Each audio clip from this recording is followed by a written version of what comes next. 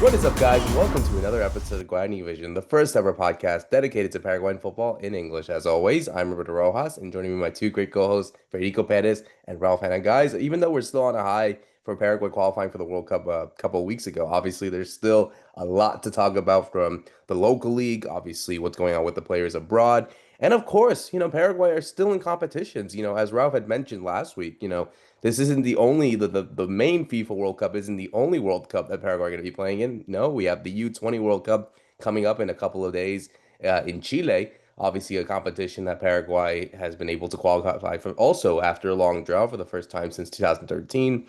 Will Antonina Alcaraz's team make it one step further and try to win it all? It's a historical competition, and maybe Paraguay is able to go far yet again. They've been able to win some competitions at youth level. Can they do it here this time around? And obviously, we got to talk about what's been going on locally because we had some big news coming up with the sacking of Diego Martinez as Cerro Porteño coach right deep into the Clausura season. I mean, there's a lot to talk about, even though it's been kind of, quiet with the Roja hype. Well, I mean, we still have Roja to talk about nevertheless. But Fede, I'll go to you first, man. I mean, I guess we'll go straight into this with Diego Martinez's sacking after Cerro Porteño's draw against Tembetarú. Obviously, it's been a very inconsistent Cerro Porteño side uh, over the last month or so, but you fear as if though this is happening right deep into the Clausura race.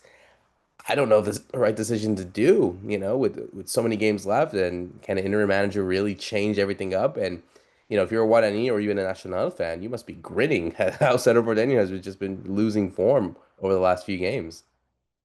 Yeah, and you've always kind of felt that Diego Martinez was just depending on probably one or two results, right, guys? I mean, during the whole year, I mean, even during that Libertadores run, I would say that, if he was just a loss away from losing the opportunity to keep on going with this team because it never looked stable. What he was showing out there on the pitch, the level from his players, physically, players always getting injured all year round. I mean, there was so many things stacking up, and him going to press conference, having that back and forth with the press. Also, he wasn't feeling it with the fans. I mean, to me, this could have been over months ago. I don't know why it didn't happen before. Probably because of the Libertadores and the way that this tournament in particular started, this Clausura. They've been fighting for those first spots, and now that you're seeing Guarani kind of take over, they're thinking, okay, we got to do something about it. And these last couple of games really has been looking ugly. Maybe not from the football side of it because they really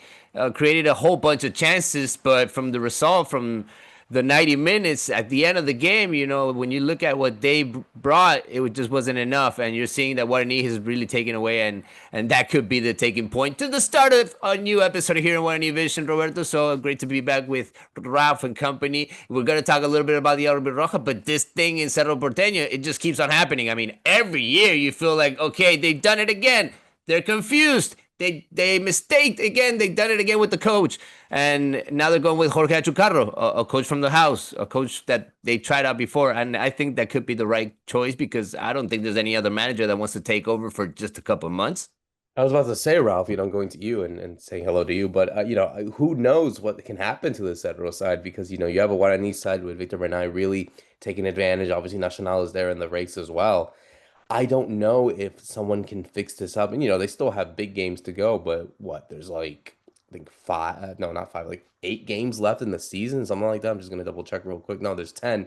So, but even then, like it feels like so little for Seto to kind of turn it around, especially with that little gap that they've made with the two teams above them.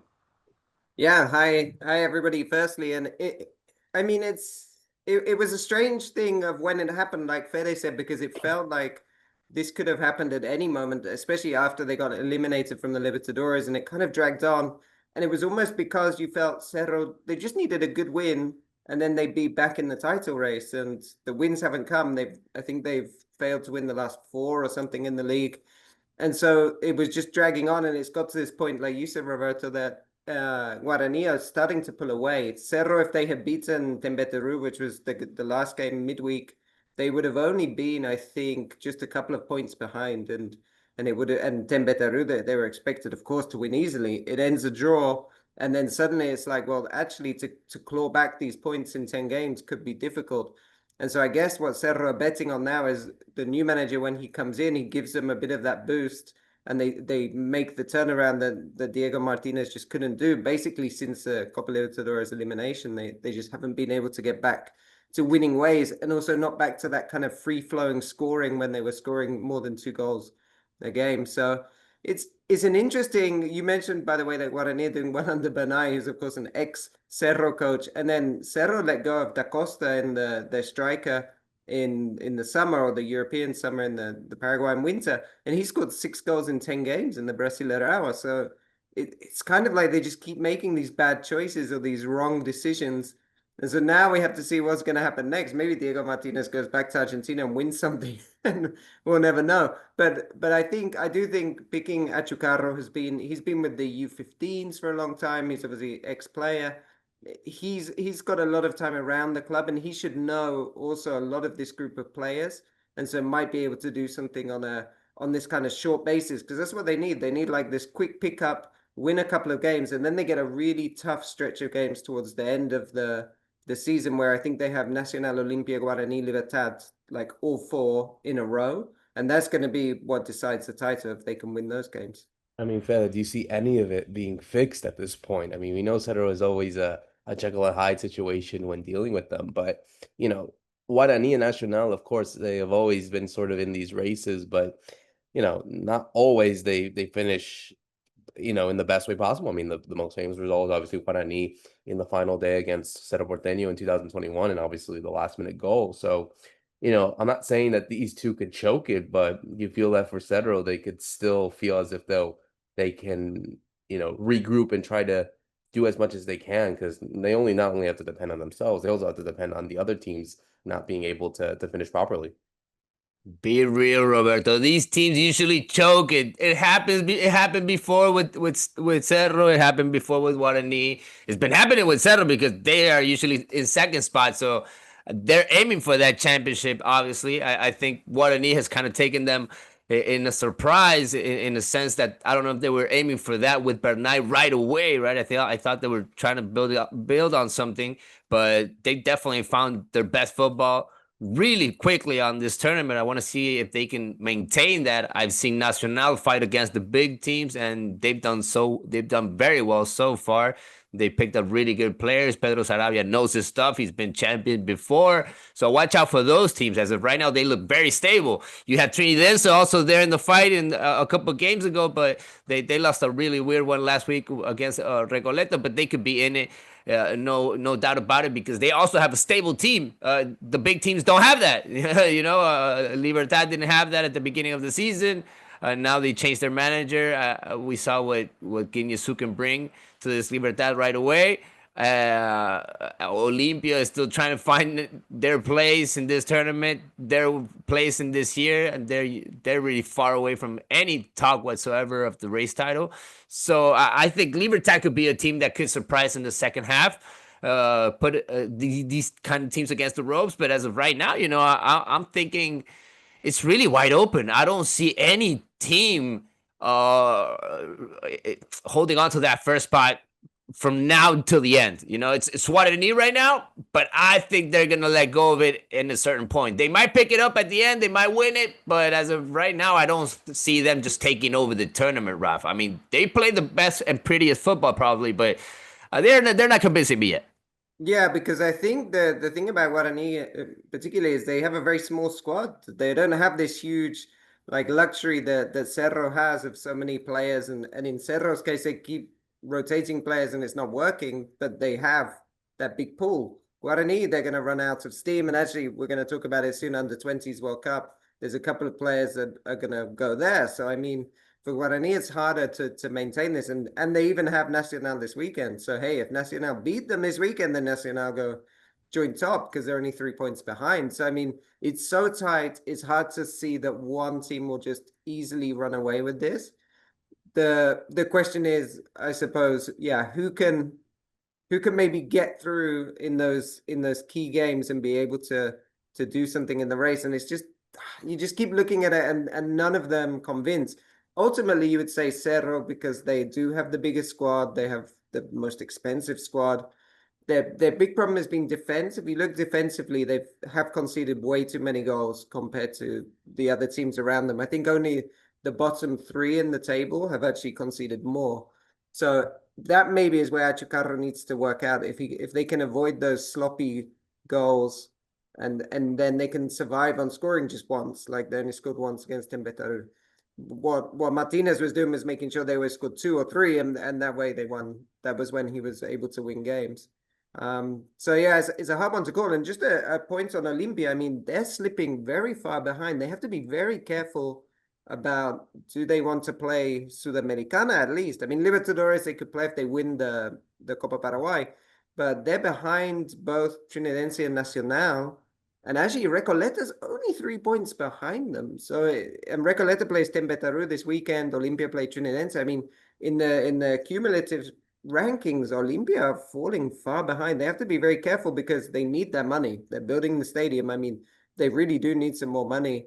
And so that's a situation that we haven't talked about as much. I think we talked about when Almeida came in, but since he's come in, there hasn't been much change since the Ramon Diaz game. So they're in a big situation as well for such a big club that is having to do something in these final 10 games of the season just to keep them in with the Sudamericana fight.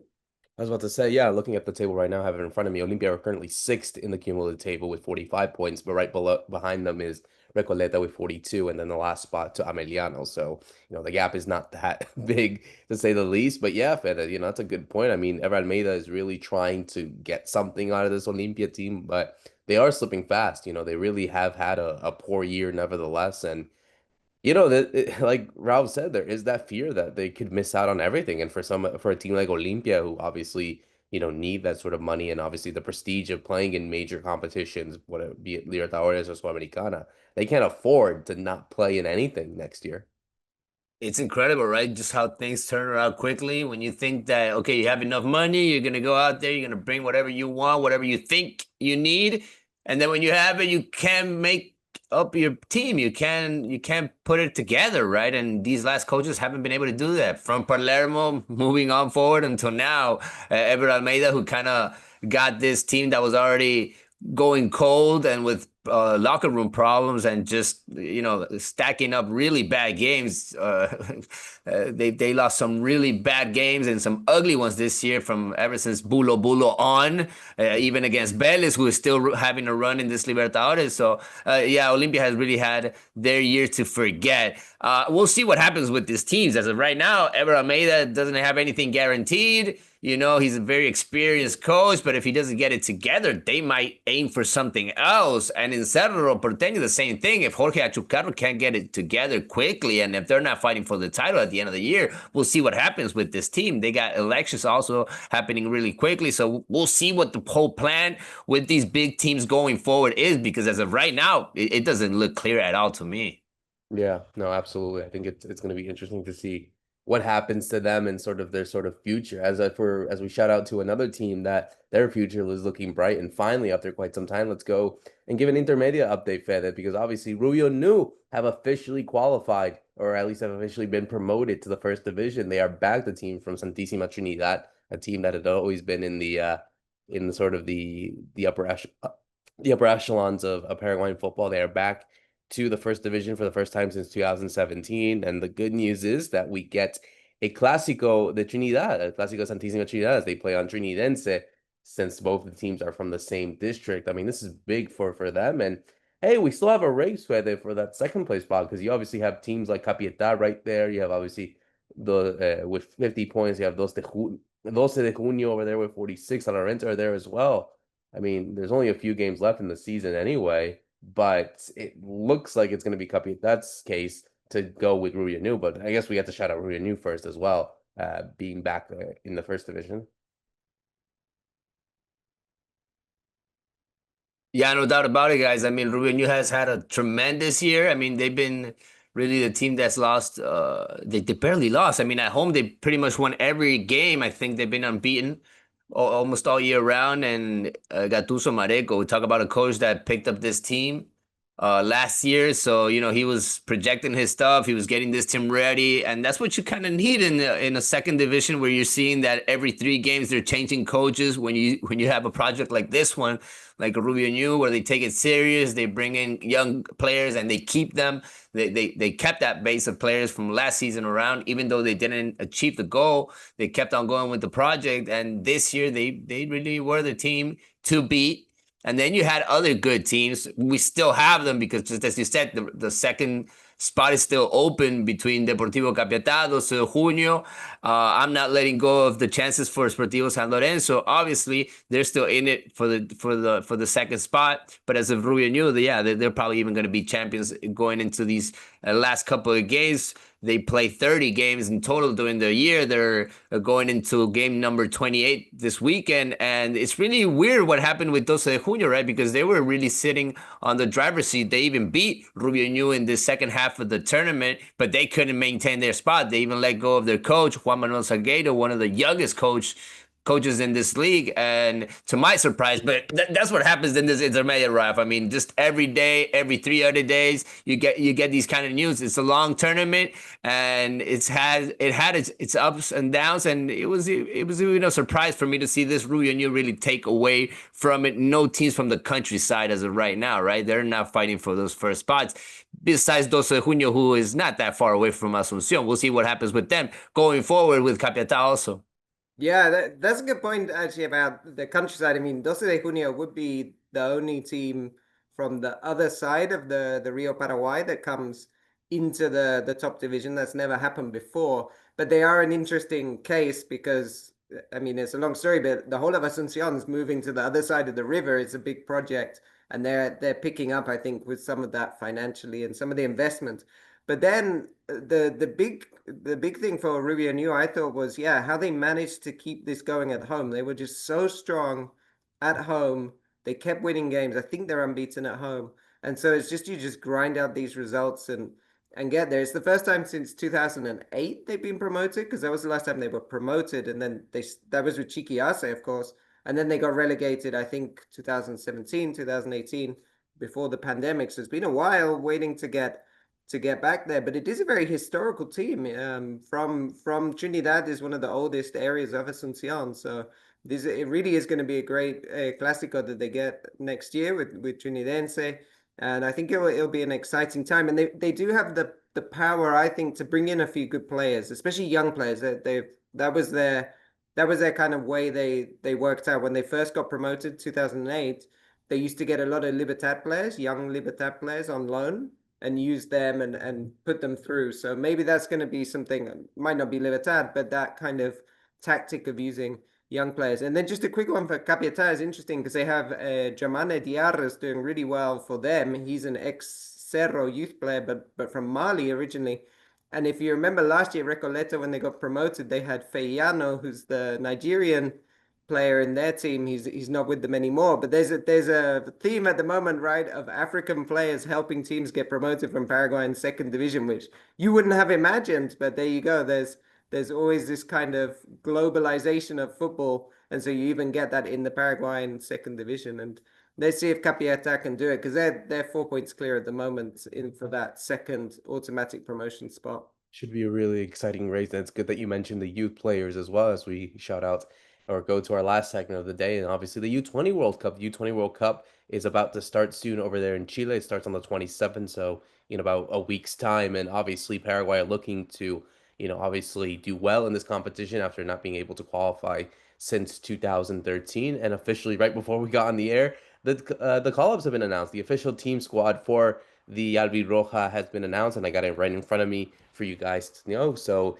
for the goalkeepers, we have Facundo Isfaran of Olimpia, we have Victor Rojas of Libertad, and Francisco Hanson of Sportivo Luqueño.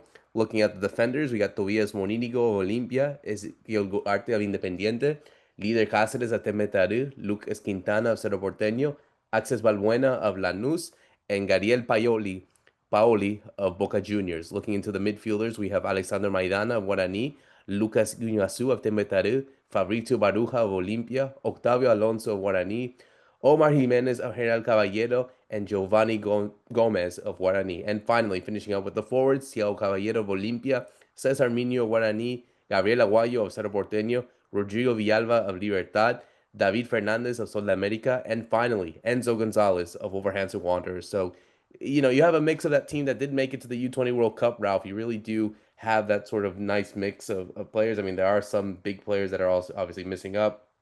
Lucas Kemet, who was really important in that team to qualify, is not there. Also, we have no Diego Leon, which obviously is because of Manchester United's priority to him. But ultimately, I think it's still a very decent squad that Paraguay are able to put out for this competition. Looking into the group real quick, we'll talk about it shortly. But as the squad itself, it looks pretty decent, I would say. I think you have a lot of first team experience. So with the under 20s, it's always interesting. It's still the mix, right? Of some players that haven't had too much senior experience and some that are very experienced. So you have, Cesar Miño's playing a lot at Guarani. Aguayo, of course, he's been on the bench a lot for Cerro, but he has plenty of experience, even Copa Libertadores. Quintana as well has been really important for Cerro. Maidana's having a good season with Guarani. There's a lot of players there that have that experience. So that kind of gives me, I suppose, the confidence that this could be a good team. But there's some surprises as well, right? I mean, for me, the biggest surprise is that Luka Kamet isn't in the squad. I've only just seen the squad now, so I don't know if he was injured, but he was such a key part of the qualification for the Sudamericano. He's such a lovely player to watch, and that classic kind of number 10. But we have Octavio Alfonso that you mentioned. He was also a key part in the creativity of the team in the Sudamericana. And then we have somebody like David Fernandez who's playing for Sol de America in Intermedia. So we're just talking about Intermedia actually. But David Fernandez he gets lots of game time, and he's one of those interesting players that maybe he's not quite ready for senior football, but at this level of U20s, he's a really interesting player that can link up and bring players in from up front. So overall, it's going to be quite an exciting team. And it's just a question of can they go on and continue the success that we saw at the Sudamericana, where really their success was at turning it around. Remember, with the manager getting sacked halfway through, and they showed that resilience. And now it's like, can we keep going from that? I suppose almost that emotion of having the big change, and then being able to do something at the World Cup, which is on the doorstep in Chile. It's not, they haven't had to go far. They're playing friendlies right now. They played 2 in Paraguay. They have 1 more coming up, I think. They played Saudi Arabia and Colombia. They drew both games, but they've been able to prepare well for this tournament, knowing that it's just a short flight away in Chile. Yeah, I like that. Chile is close, right? I mean, players are not going to be distracted by going to a different place or, time difference, nothing like that. They're going to feel right at home. And I think that's going to be good for them.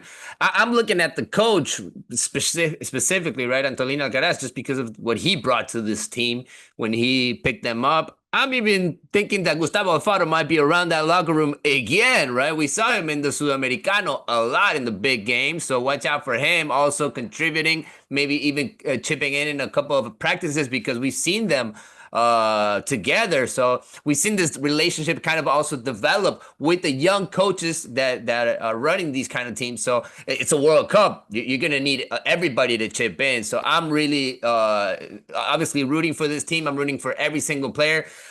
If you're asking me for a specific player that I'm gonna look at in these couple of games, in these first games, it's Enzo Gonzalez, guys. I mean, to see him come back, to see where he's been headed, after leaving Libertad and still not getting his breakthrough in Europe, in the Premier League with Wolverhampton because of injuries. I still want to see that player. I want to see what he can bring to this team. I want to see him be the difference maker because I think that he can bring that also to this young squad. Thiago Caballero is another very interesting name. But even though, in the Sudamericano, it was kind of a surprise there with the Guarani player, Octavio Alfonso, being the breakthrough. So in these kind of tournaments, you never know what to expect. But we're definitely going to be talking about this World Cup because it's an Ave Roja. And we're back in the tournament after 12 years, Roberto. That also feels special with this very particular time with the Ave Roja. Yeah, I mean, going into a bit of a history lesson to close it off, going into the group, they got South Korea, Ukraine, and Panama. And the way that this works, of course, because there are only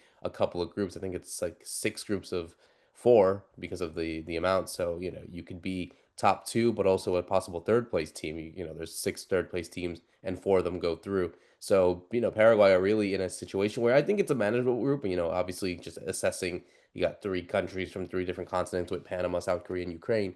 But ultimately, I feel as if though with this squad and you kind of give the advantage to the South Americans who usually take this tournament seriously, that they should do it. And also, the last time Paraguay were in a U20 World Cup, Ralph, that brought the likes of Junior Alonso, Gustavo Gomez, Tony Sanabria, Miguel Miron. They were all on that squad with Victor Hennes, and now they're about to play in the World Cup in 2026. So, you obviously see, a lot of these players on this Paraguay team that could indeed become, future stars. I mean, I'm looking at someone obviously like Enzo Gonzalez, who could be, um, on the Paraguay squad in the future. Maybe not for this World Cup, but definitely for 2030. But and just some other players that look to the squad. I mean, you only have a couple of them that are playing abroad, and they're only playing in Argentina. So this could also be a really good tournament, Ralph. If you're like a scout or trying to assess players that once they turn 18, 19, or 20, they're at that age that a good showing at this Club World Cup at this World Cup at U20 level can really accelerate sort of their development into going to a possible big team. Yeah, that's right. I mean, these tournaments are huge for those two things that you mentioned. So one, the possible transfers, and it's even more so at U17s, which we'll see coming up soon. But also it's for forming those bonds with players that you will end up playing with again at the national team. Because I mean, you look at like Junior Alonso and Gustavo Gomez, they never played together at club level, and actually they've been rivals at club level a lot in Brazil. But they've grown up together in the national teams. They've been in the Carde down there in Upanef so many times together over all these years. And so they really start building these bonds now, and then this will take them through to the national team. Because you're mentioning 2030. I mean, yeah, Paraguay have already qualified for that World Cup as host. So you can already think about this succession, right, of 2026, 2030. There's a whole group of 2026 who won't be there in 2030 just because of age, or it'd be very unlikely. So this is where you get the next crop of players to come from is your most obvious source. And so the fact that Paraguay are in the U20s World Cup and the U17s World Cup this year is just so timely to hopefully keep this procession going, right? And have teams that stay competitive. So it's a really good moment for them, and to try and form some of this. And like you say, hopefully you see at the end of this some of these players, and especially I would just name them like Mino, Aguayo, maybe even Quintana, because I think he could have moved abroad before injury. This is their chance where they can get to go to the next level after this, right? And get out of Paraguay and start playing at an even higher level, and hopefully, like you say, eventually breaking into the senior team. Not in this World Cup, but we're thinking ahead and planning ahead to 2030 already. Yeah, hopefully the players go with that mindset, right? I mean, this is the tournament where I need to stand out so the big teams in Europe can pick me up. Hopefully we see those kind of transfers after this tournament. And that will happen if Paraguay plays well, if Paraguay can get out of this group phase, because we're looking at the games that they're going to have, and they're not going to play against the big teams right away. So they're going to need to get out of the group phase to have those big matches, I believe. And we'll see which of these first games is going to be the hardest one. It's hard to predict it at this level, but I do see them going forward, guys. I mean, we saw what this team can do, the potential in there. I've seen a lot of these guys already in first division, and I see the hunger in them. They've been working and working these last couple of months. They've been working together also, and that's also important. It's part of the project to build a good team for this World Cup, and I think right now everything is going well for every single Roja that's going out there on the pitch. So I want to feel the good vibes with this team also, and I think this team can do something big, maybe make it into the top four again, just like they did in the South American qualifiers. It could happen. I think they could get out of the group phase and try to aim at those big games. Their best record was 2001. It also played in South America and Argentina. They finished in fourth place. So, they hope to do something better like that. And, Paraguay don't really go far in major competitions, at least from a continental or like in this level or even at a world level. So it would be something really big to see. But obviously we'll have to, wait and see, because that tournament starts next week. We'll obviously be covering it as we always do on Guarani Vision, and also with this big race going on in the Clausura and all the other things going on in Paraguayan football as we close out another great episode. For myself, Roberto Rojas, Fede Perez, and Ralph Hannah, thank you so much for listening in. See you soon.